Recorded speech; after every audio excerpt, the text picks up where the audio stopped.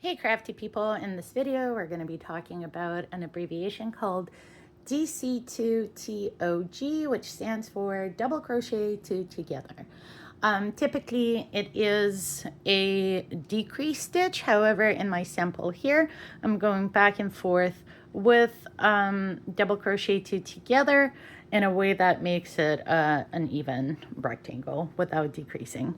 And I'm achieving that by going into previous stitch and the current stitch, previous stitch, current stitch, which evens the numbers out. So how do you make a double crochet two together?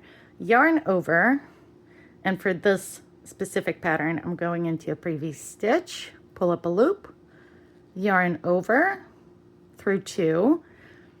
Now in a double crochet you would yarn over and pull through two. However, it is a decrease stitch, so I'm going to yarn over and go into this next stitch here, pull up a loop, yarn over through two. Now I have 3 loops on my hook, and I'm going to yarn over and go through all of the 3.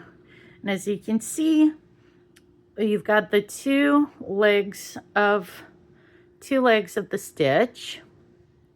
However, the end point, the top point, only creates that one loop, one space, as only one stitch would. So let's do that again. Yarn over into a stitch, yarn over through two, yarn over into the next stitch, pull up a loop, yarn over through two. We got 3 loops on the hook, yarn over through all 3. So that is double crochet two together.